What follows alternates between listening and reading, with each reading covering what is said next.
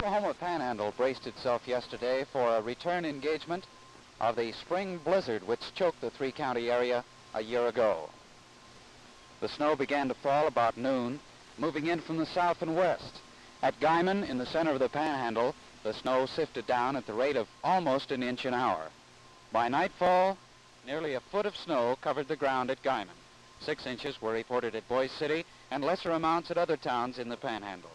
About dark, highway maintenance crews were ordered out after U.S. Highway 64 between Boise City and Guymon was reported closed, and other highways were becoming difficult to traverse. The crews worked through the night, pushing their snowplows at a steady 10-mile-an-hour clip across the wide stretches of Panhandle prairie. And now, all the roads are open, but some are still hazardous.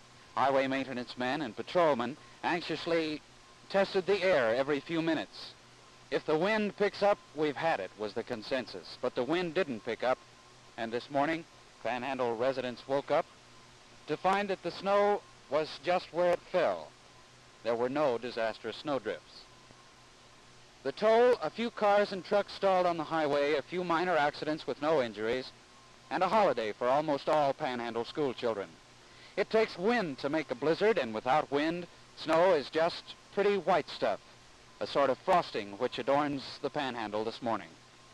But they may not be safe yet. Weathermen are keeping an anxious eye on another storm cell to the west of the Oklahoma Panhandle.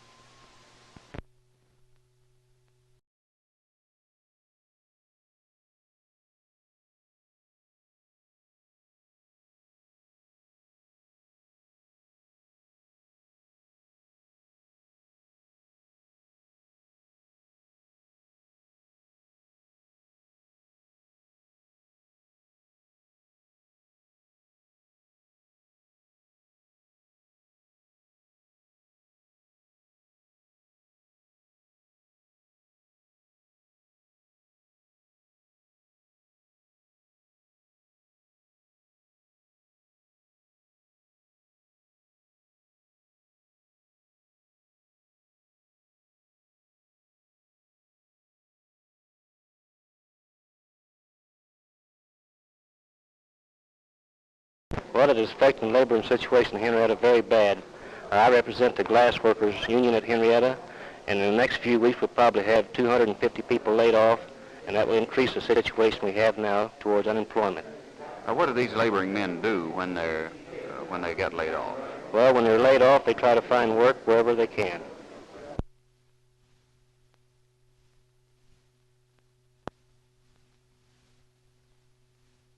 We're interested in it in that it affects our neighboring town of Henryetta, in which the employment situation is not so good.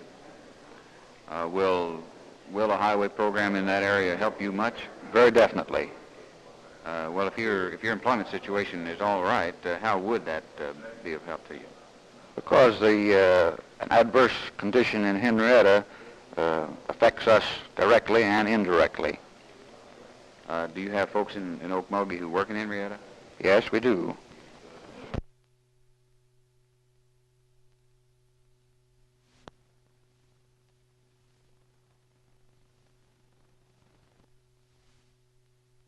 Well, right now it's rather serious, sir, but not too serious. We still have quite a few employed at other industries besides the smelter, it being down, of course, and the coal mines. The coal mining industry hadn't employed any men for 2 or 3, 4 years. So that shouldn't hurt us too bad, but anytime you have 700 or 800 unemployed out of approximately 2,000 people, it's bound to hurt your local situation quite a lot, sir. Does it look like that you're going to get some help? According to the governor's statement, we'll probably get some, but not too much. As the highway programs move so slowly that immediate relief, we don't expect we'll get very much, no, sir. Or do you think that you'll get it soon enough to do you much good?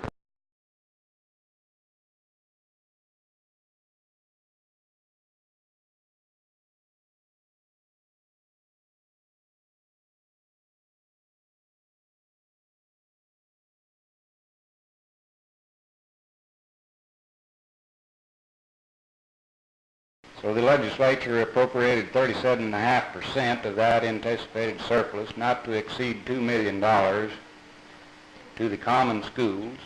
They appropriated 37.5% of the surplus, anticipated surplus, not to exceed $2 million to the Highway Department. And they appropriated 25%, not to exceed $3 million to the Regents of Higher Education. Now it appears at this time that there might not be an anticipated surplus at all. As of to date, it does not appear that there will be.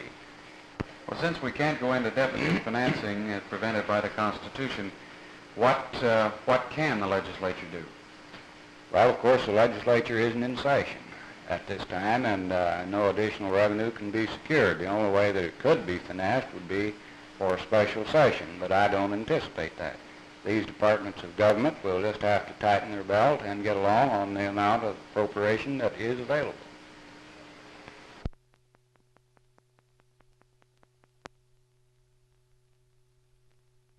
A stiff entrance requirement that would give us at least a 50-50 opportunity that the child would go on and complete the education.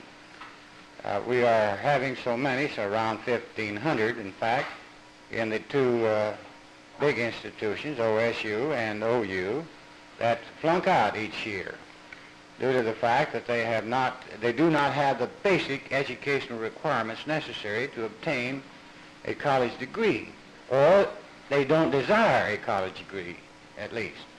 So therefore, I think that the stiff entrance requirement examination would eliminate the necessity of providing all those facilities for some 1,500 students who either can't or don't desire a higher education.